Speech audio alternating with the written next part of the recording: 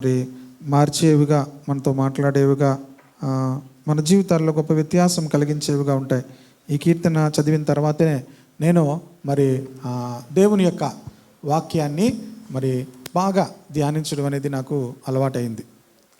ఈ కీర్తనలో ఉన్నటువంటి మాటలు నాకు బాగా దేవుని యొక్క వాక్యాన్ని బాగా ధ్యానించడానికి, ఇందులో ప్రతి మాట కూడా చాలా బాగుంటుంది. ఈ యొక్క దీన్నే ఒక మెసేజ్గా కూడా మనం చెప్పేయచ్చు. అయితే నేను 7వ వచనం నుంచి చెప్తున్నాను. యెహోవా నియమించిన ధర్మశాస్త్రము యథార్థమైనది, అది ప్రాణము తెప్పరిల్ల చేయును. దేవుని యొక్క వాక్యము మన ప్రాణమును తెప్పరిల్ల చేస్తుంది. దేవుని యొక్క వాక్యము మన ప్రాణమును ఏం చేస్తుంది? తెప్పరిల్ల చేస్తుంది. తెప్పరిల్ల చేయడం అంటే చూడండి, చాలాసార్లు మనము ఎండిపోయి ఆ దాహము కొరకు నీళ్లు దొరకనప్పుడు చాలా మన ప్రాణము నీళ్ళు కోసం అలా వెతుకుతూ ఉంటుంది కదా. నీళ్లు దొరకకపోయేసరికి ఆ దేవుని యొక్క వాక్యము మన జీవితాల్లోనికి ఎలా వస్తుందంటే మన ప్రాణములను తెప్పరిల్ల చేస్తుంది. ఒక దాహముకున్నటువంటి ఒక వ్యక్తి దేవుని యొక్క వాక్యాన్ని మరి తీసుకున్నప్పుడు తన ప్రాణము ఎంతగానో తెప్పరిల్లుతుంది అని కీర్తనకారుడు చెప్తున్నాడు. కనుక మన జీవితాల్లో ఎప్పుడైనా దేవుని వాక్యమును బట్టి నా ప్రాణము తెప్పరిల్లిందండి అనేటువంటి అనుభవంలో మనం లేకపోతే మనం నిజంగా ఆత్మీయులం కాము. కనుక దేవుని వాక్యాన్ని బట్టి మనము మన ప్రాణాలను తెప్పరిల్ల చేసుకోవాలి. యెహోవా శాసనము నమ్మదగినది, అది బుద్ధిహీనులకు జ్ఞానం పుట్టించును. బుద్ధిహీనులకు ఏమిస్తుందట? ఇప్పుడు మిమ్మల్ని అందరినీ ప్రశ్న అడుగుతాను. ఎప్పుడైనా ప్రార్థన చేసినప్పుడు నేను బుద్ధిహీనుడును లేకపోతే బుద్ధిహీనురాలను అనే మాట ఎప్పుడైనా వాడారా?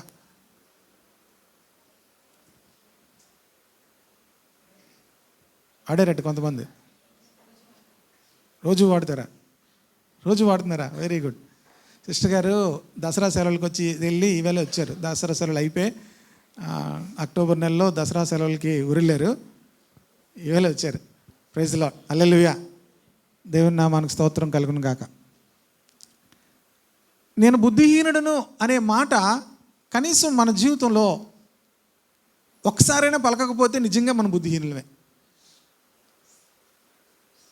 ఒక్కసారైనా పలకకపోతే, రోజు పలికితే మీరు జ్ఞానవంతులే. దేవునికి స్తోత్రం కలుగును గాక. We are fools actually. మనం అందరము కూడా బుద్ధిహీనులమే. ఎలా తెలుస్తుంది అంటే, ఒక బుద్ధి కలిగిన వ్యక్తి దగ్గర మనం ఉన్నప్పుడు మన బుద్ధిహీనత తెలుస్తుంది. కనుక దేవుని దగ్గరికి వెళ్ళేసరికి మన బుద్ధిహీనత ఏంటో తెలుస్తుంది. అది అక్కడ అర్థం.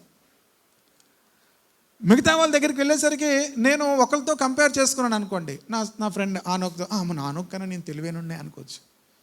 లేకపోతే నా సమాన వయస్కులతో వాళ్ళకన్నా నేను తెలివేనుండే అనుకోవచ్చు. కానీ దేవుని వాక్యం దగ్గరికి వెళ్ళేసరికి మాత్రం నేను తెలివేనని అనలే, నేను బుద్ధిహీనుని అనాలి.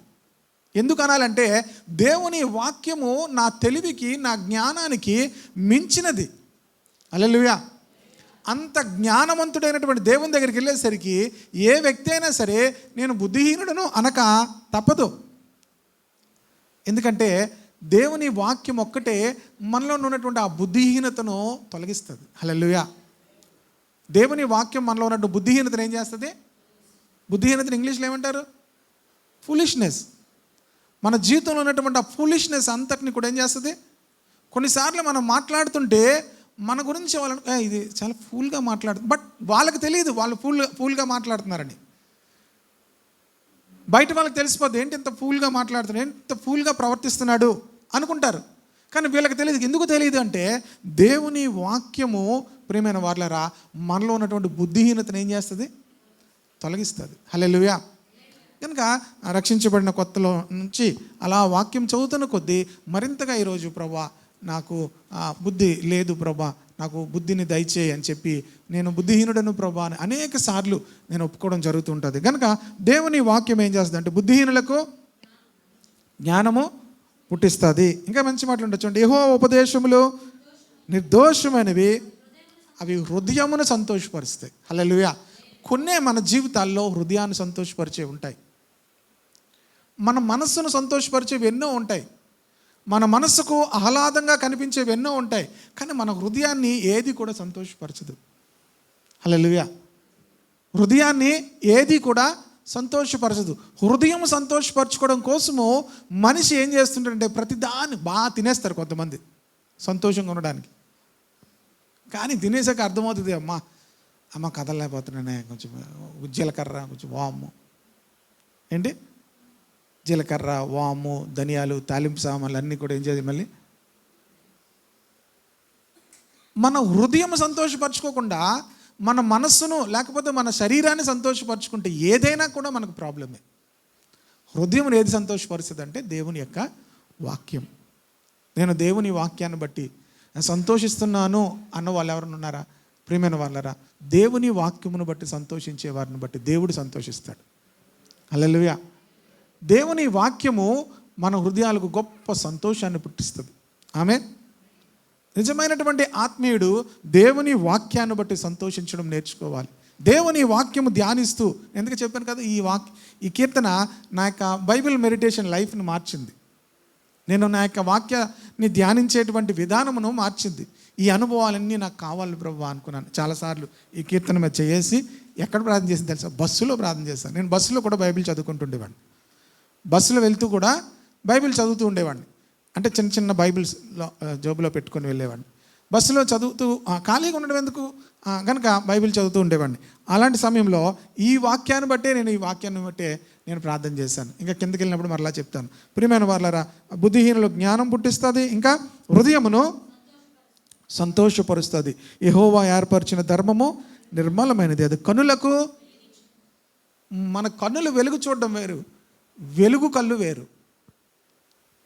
వెలుగుతో నింపబడిన కన్నులు వేరు. నీ దేహమునకు దీపము నీ కన్నే. దేహమునకు దీపం ఏంటి? నీ కన్ను. నీ కన్ను చెడిపోతే మొత్తం అంతా చెడిపోద్ది. కన్ను చెడిపోతే ఏం పోద్ది? మనం చిన్న చిట్కా చూడండి, కన్ను చెడిపోతే మొత్తం దేహం అంతా పాడైపోద్ది. ఇంకోటి ఏంటో తెలుసా? మాట తప్పిపోతే మొత్తం మనిషి అంతా చెడిపోతా ఉన్నది. ఒక్క నోటిని కంట్రోల్ చేసుకుంటే దేహం అంతా కంట్రోల్ అవుద్దట. ఒక్క నోటిని కంట్రోల్ చేసుకుంటే దేహం అంతా కంట్రోల్ అవుద్దట. మొన్న ఎవరో మంచి మాటను చదివాను, నేను ఒక చోట చదివి మీకు గ్రూప్లో పెట్టాను, చూసారు లేదో. నా మాటలను, నా ఆలోచనలు కంట్రోల్ చేసుకోవడమే నా ఆరోగ్యానికి కారణము అని ఒక ఆయన పెట్టాడు. హల్లెలూయా. నా మాటలను, నా ఆలోచనలు నేను కంట్రోల్ చేసుకుంటున్నాను, అదే నా ఆరోగ్యానికి రహస్యము అన్నాడు. నా ఆరోగ్యానికి రహస్యం ఏంటి? నా మాటలు, నా ఆలోచనలు కంట్రోల్ చేసుకోవడమే. ఎంత అద్భుతమైన మాటలు అవి. నేను అలాంటివి ఎప్పుడైనా కనిపించినప్పుడు గ్రూప్లో పెడుతూ ఉంటాను. ఎందుకంటే నేను ఒక్కడనే ఆనందించడం కాదు, మీరు కూడా అలాంటి అనుభవాల్లోనికి రావాలని నేను కోరుతున్నాను. కనుక మన కన్నులకు అది ఏం చేస్తుంది? వెలిగిస్తుంది. అనగా చీకటిని మనం చూడలేము. దేవుని వాక్యము మన హృదయంలో ఉన్నప్పుడు మన కన్నులు వెలుగుతాయి. కనుక మన కన్నులు వెలిగినప్పుడు, అనగా మన మనోనేత్రాలు వెలిగించబడినప్పుడు దేవుని సత్యాన్ని మనం చూడగలుగుతాము. పాపాన్ని లేకపోతే లోకాన్ని మనము ప్రేమించకుండా వాటికి దూరంగా వెళ్ళిపోతాం. యెహోవాయందు అయిన భయము పవిత్రమైనది.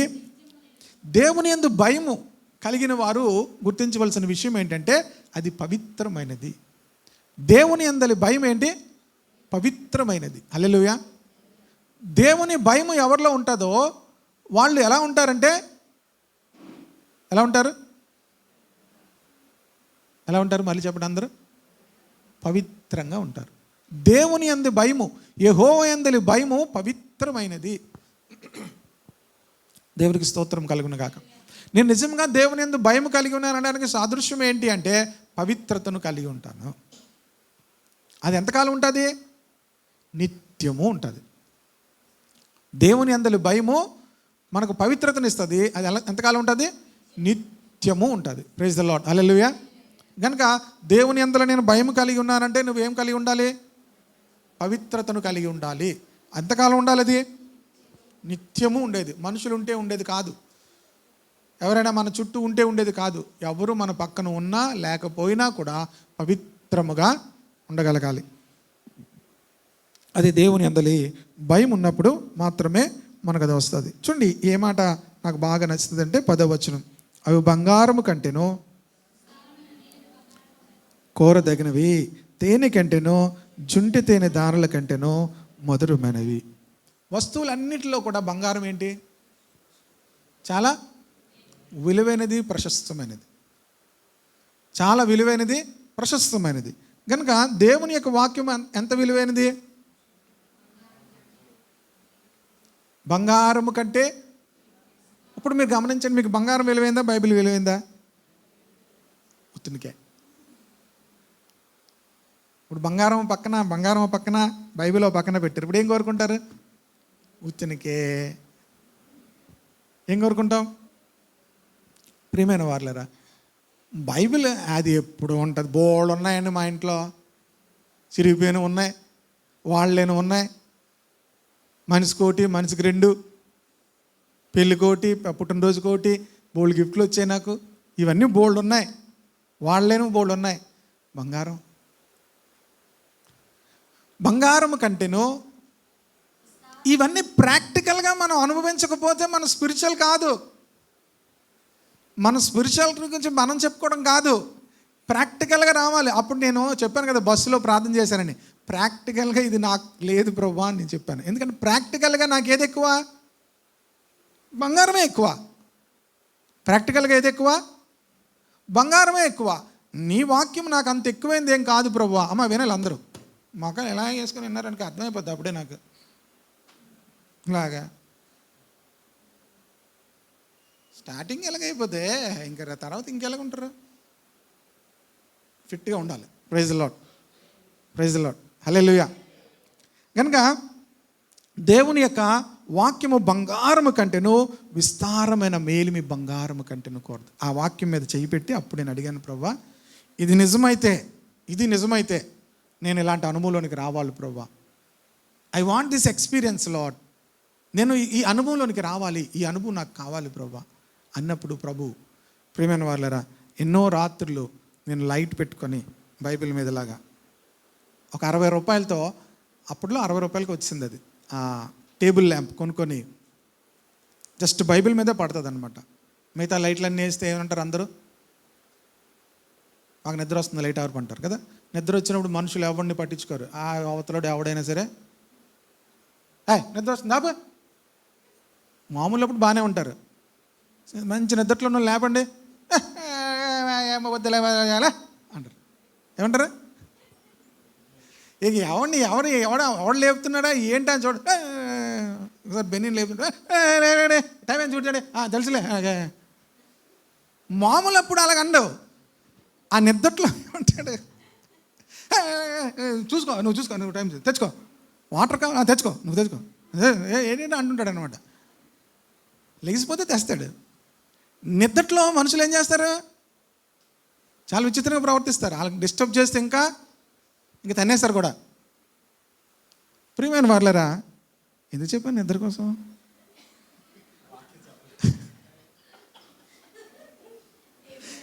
ఎందుకు చెప్పాను మర్చిపోయాను. టేబుల్ ల్యాంప్ అందుకే కొనుక్కున్నాను.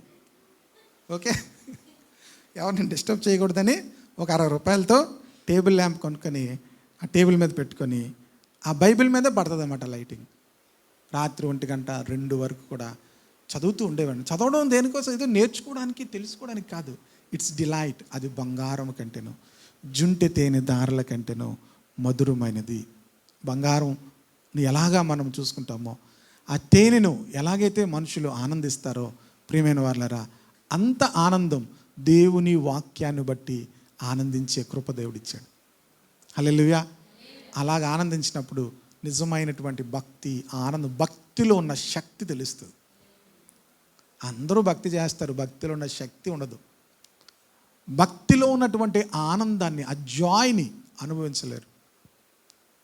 ప్రియమైన వాళ్ళరా, ఆ భక్తిలో ఉన్న శక్తి అనుభవించగలుగుతాం.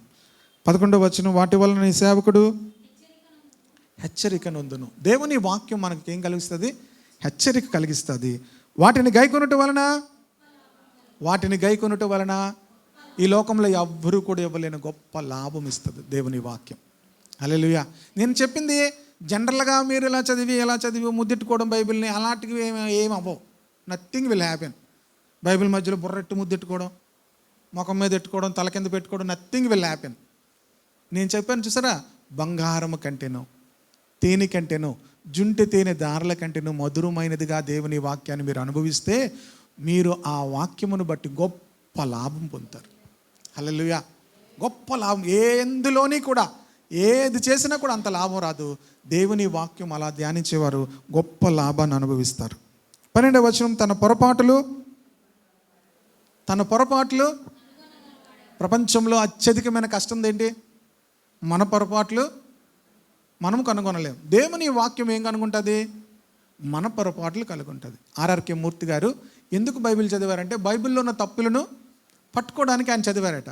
ఈ బైబిల్లో ఉన్న అనేకమైన తప్పులు పట్టుకొని, ఆయన బ్రాహ్మణుడు, బైబిల్లో ఉన్న తప్పులను పట్టుకోవడానికి ఆయన చదివితే ఆయన అంటాడు, బైబిల్ నా తప్పులు పట్టుకుంది అంటాడు.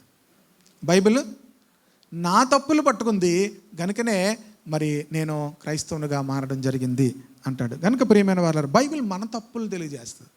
మిగతావన్నీ కూడా మనం ఇతరుల తప్పులు తెలియజేస్తాము, బైబిల్ ఏం చేస్తుంది? మన తప్పును తెలియజేస్తుంది. కనుక తన పొరపాట్లు కనుగొనగల వాడెవడు? నేను సాధారణంగా ఈ మధ్య చెర్రీ నాకు రెవల్యూషన్ చెప్పింది. నేను ట్యూషన్కి వస్తుంటుంది అనమాట. నేను అప్పుడప్పుడు ఇంటర్వ్యూ చేస్తాను. అలాగా ఇంటర్వ్యూ చేస్తుంటే ఒక రెవల్యూషన్ చెప్పింది. నేను మామూలుగా అడిగాను, తాతి నేను విసిగిస్తున్నారా, నానమ్మ నేను విసిగిస్తున్నారా అంటే అస్సలు మేము ఎప్పుడు అస్సలు అన్నది. తాతయ్య మిమ్మల్ని విసిగిస్తున్నారంటే అప్పుడప్పుడు అలాగన్నది. తాతయ్య ఎక్కువ విసిగిస్తారా, మా నాన్నమ్మ ఎక్కువ విసిగిస్తారా, అలా అడుగుతున్నాను అనమాట. ఎక్కువ తాతయ్యే, అప్పుడప్పుడు నాన్నమ్మ కూడా అన్నది. సీరియస్గా చెప్తుంది అనమాట. ఎక్కువ తాతయ్యే, అప్పుడప్పుడు నాన్నమ్మ కూడా అన్నది. ఓహో నాన్నమ్మది ఎక్కువ తప్పు ఎలా అడుగుతున్నాను. మరి మీ ఇద్దరు అంటే మేము ఎప్పుడు అసలు తప్పు చేయమన్నది ఒకటమాట.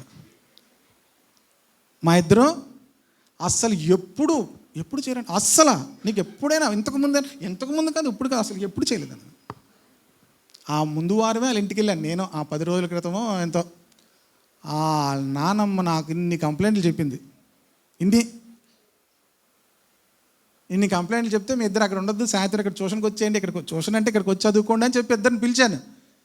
చెర్రీ అంటది, నాకు తెలిసింది మరి నాకు అసలు గుర్తులేదు. కాదమ్మా ఇప్పుడు మారిపోయావు, ఇంతకుముందు అంటే ఇంతకుముందు నాకు అసలు గుర్తులేదు అన్నది. అంతే, నేను ఎప్పుడు తప్పు చేయలేదని. నాకు అర్థమైంది ఏంటంటే మనిషి తన తప్పును ఎట్టి పరిస్థితుల్లో కూడా తెలుసుకోడు. కానీ పొరపాటు కాదమ్మా, ముందు అని ఏ ముందుకెళ్ళినా నేను గుర్తులేదు అన్నది, అసలు చేయలేదన్న. నువ్వు అక్క అంటే అక్క చేయలేదన్న. ఈ బంధం భలేగా ఉంటుంది, రక్తబంధం. ఇద్దరు ఉంటారు, ఈ విక్కీ అన్నీ లేదు, శాండీ చేసాడు అంటారు. మళ్ళీ వాళ్ళిద్దరికి తెలివితేటలు లేవు. నేనే మా అన్నయ్య వీళ్ళు చెప్పేస్తారు. కానీ వీళ్ళిద్దరూ మాత్రం పొరపాటును కూడా అన్నయ్య తమ్ముడు వాళ్ళిద్దరు పేర్లు ఎత్తారు, శాండీయో లేకపోతే చిన్నోడో. పొరపాటును కూడా ప్రియమైన దేవుని పెట్టలేరు. వాళ్ళిద్దరికి తెలివితేటలు లేవు. వాళ్ళు ఎవడైతే ఆడ చెప్పేస్తారు, లేదంటే అన్నయ్య అంటాడు, లేదా తమ్ముడు అంటాడు. కనుక మన పొరపాట్లు మనం తెలుసుకునేది గొప్ప ఆత్మీయ అనుభవం. కనుక దేవుని వాక్యం, అందుకే నేను రహస్యముగా చేసిన తప్పులు క్షమించి నన్ను నిర్దోషినిగా తీర్చు. రహస్యముగా ఎవరికి కనబడకపోయింది ఎరా చెప్పావా? కొంతమంది ఏం చేస్తారు, భాస్కర్ చెప్పావా అనుకుంటారు. ఇప్పుడు ఎవరి దగ్గర మనం క్షమాపణ తీసుకోవాలి? దేవుని దగ్గర కదా. సో దేవుని దగ్గర మనం క్షమాపణ పొందాలి, దేవుని దగ్గర మనం నీతిమంతులంగా ఉండాలి. ప్రైజ్ ది లార్డ్, హల్లెలూయా. మనుషుల దగ్గర కాదు. మనుషులకు తెలిసిపోతే పెద్ద విషయం ఏం కాదు, అసలు ఏం చేయగలం? దేవునికి తెలిస్తేనే ప్రమాదం కదా. దేవునికి తెలియకుండా మనం ఏం చేయలేం. కనుక దేవుడు మన రహస్య పాపంలో క్షమించలేకుండా దేవుని వాక్యం దగ్గరికి వెళ్తే, నేను ఎన్నిసార్లు ఈ మధ్యకాలంలో, మీరు ఎప్పుడైనా మరి ఒప్పుకున్నారు లేదు, దేవుని వాక్యం చదువుతున్నప్పుడు అలాగ బైబిల్ ఆపి ప్రభా నన్ను క్షమించు అన్నటువంటి దినాలు ఎన్నో ఉన్నాయి. ఈ మధ్యకాలంలో కూడా యోహాను సువార్త చదువుతున్నప్పుడు కొన్ని మాటలు పట్టుకొని ప్రభా నన్ను క్షమించు, ఈ అనుభవంలోనికి ఇంకా నేను రాలే, ఇంత మరి ఆధ్యాత్మిక అనుభవంలోనికి రాలేదు, ఇంకా నాలో ఎన్నో పొరపాట్లు ఉన్నాయి ప్రభా అని చెప్పి నేను కన్నీరు కార్చి ప్రభు సన్నిధిలో క్షమించమని అడిగిన సమయాలు ఇప్పటికీ ఉన్నాయి. కనుక మన జీవితంలో మన యొక్క తప్పులు తెలుసుకోవడం అనేది గొప్ప ఆధ్యాత్మికమైనటువంటి అనుభవం. అది దేవుని వాక్యం ఒక్కటే తెలియచేస్తుంది. కనుక తన పొరపాట్లు ఎవడు కూడా కనుగొనలేడు, కానీ దేవుని వాక్యం మాత్రమే మన పొరపాట్లను మనం గుర్తు చేస్తుంది. 13వ వచనము, దురాభిమాన పాపములో పడకుండా నీ సేవకుని ఆపుము, వాటిని నన్ను ఏలనీయకము. దురాభిమానం అంటే దురాభిమానము. ట్రై చేయండి, ఇది చాలా ప్రాముఖ్యమైన విషయం, అందుకే అంతసేపు కొంచెం టైం తీసుకుని చెప్తున్నా. దురాభిమానం అంటే అమ్మా నేను చెప్తాను చూడండి. ఇప్పుడు డానియల్ ఉన్నాడు, చైతన్య ఉన్నాడు, బెన్నీ ఉన్నాడు. ఏదో పడేసాడు అక్కడ. చైతన్య కొంచెం ఎక్కువగా స్పీడ్గా ఏదో పడేస్తుంటాడు. బెన్నీ పడేసాడు. ఇప్పుడు ఎవరు తప్పంటా నేను?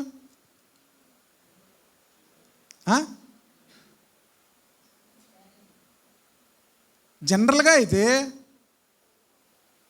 ఆడంటే బిజీగా ఉంటాడండి, పడేశాడు, ఈడికేండి?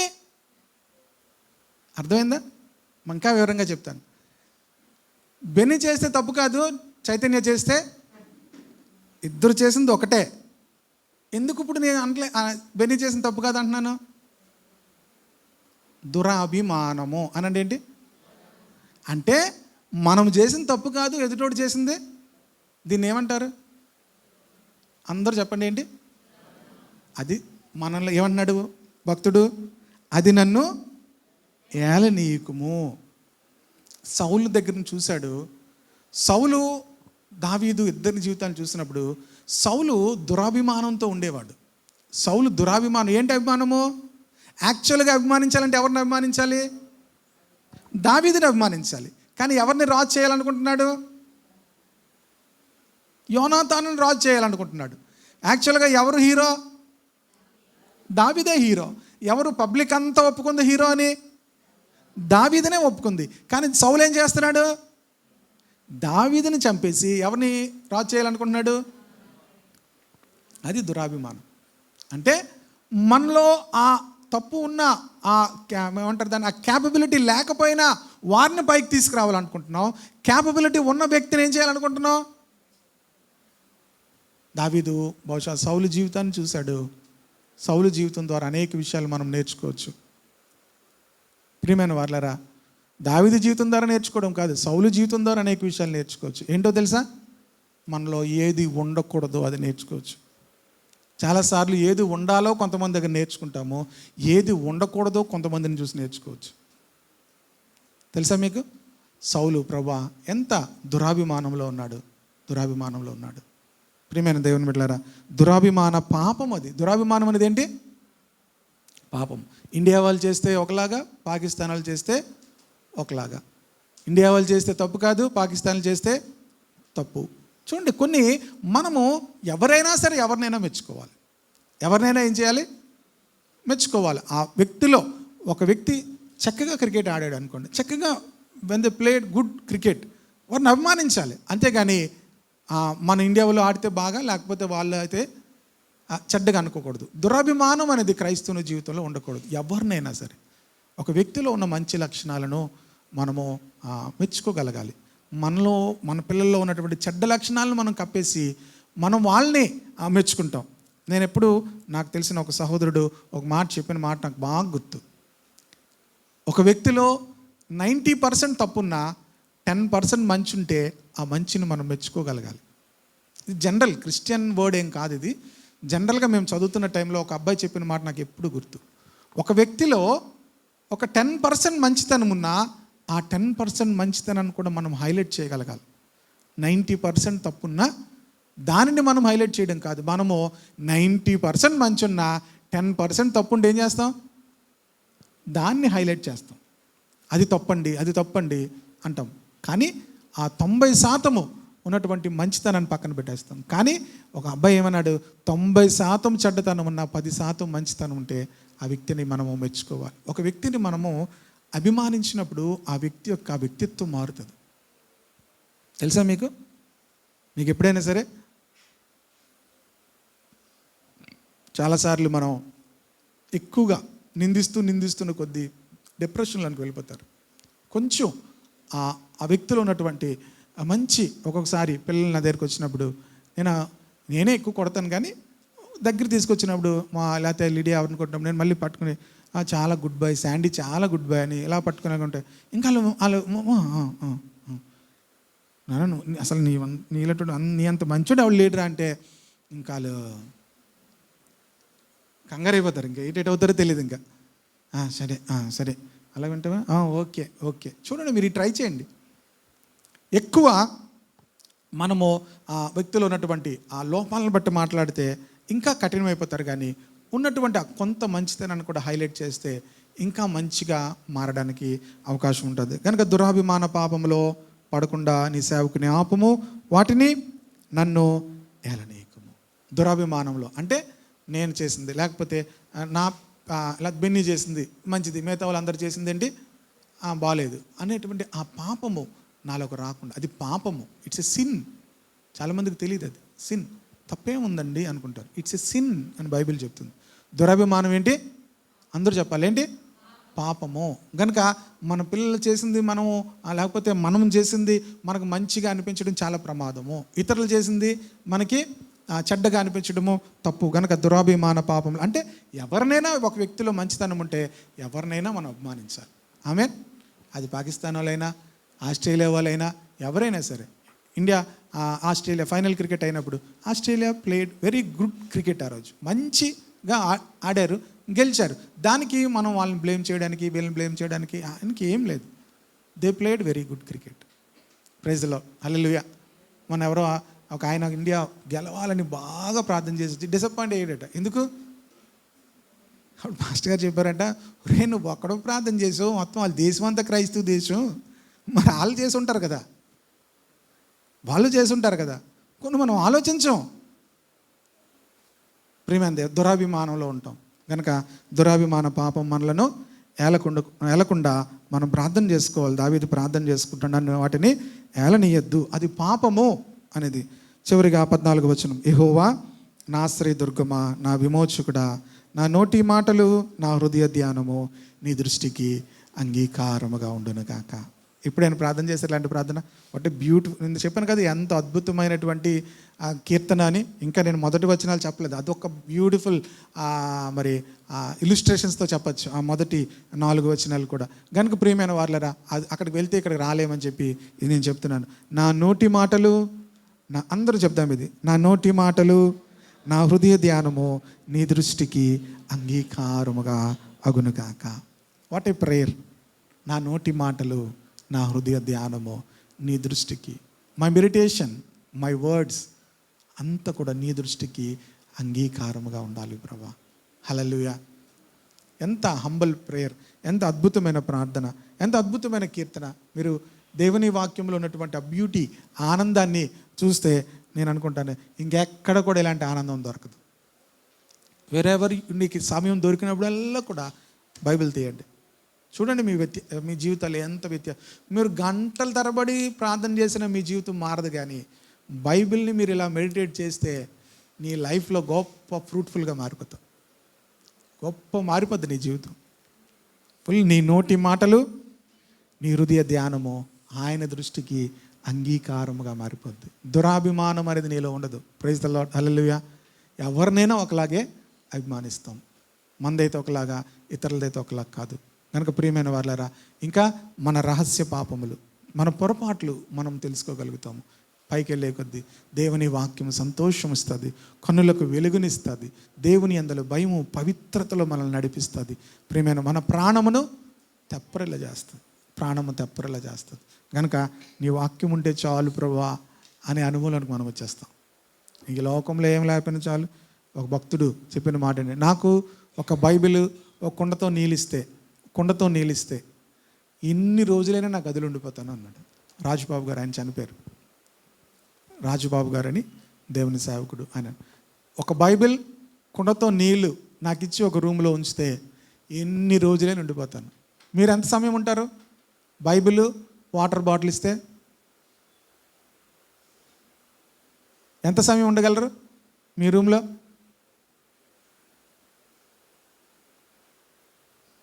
మనం ఏం చెప్తాం మన భక్తి కోసం? రికార్డులు చెప్తాం మన భక్తి. బైబిల్లో రికార్డుల కోసం కాదు భక్తి చేసేది. ఒకసారి ఆలోచించండి. మీ బైబిల్, ఒక వాటర్ బాటిల్ పట్టుకొని ఎంత సమయం ఏకాంతంగా దేవునితో ఉండగలం? ఏంటి మన భక్తి?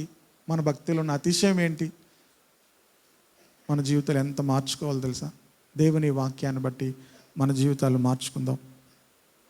ఒకసారి అడుగుదాం ప్రభుని. అందరం కూడా లేచి కళ్ళు మూసుకొని, మన భక్తి పరులంగానే మనం కనిపిస్తున్నాం, మనల్ని అందరూ భక్తి పరులే అనాలనుకుంటున్నాం. దేవుడు అంటాడా మన భక్తిని చూసి? దేవుని వాక్యమును పట్టుకొని దేవుని సన్నిధిలో ఎంత సమయం ఉండగలవు నువ్వు?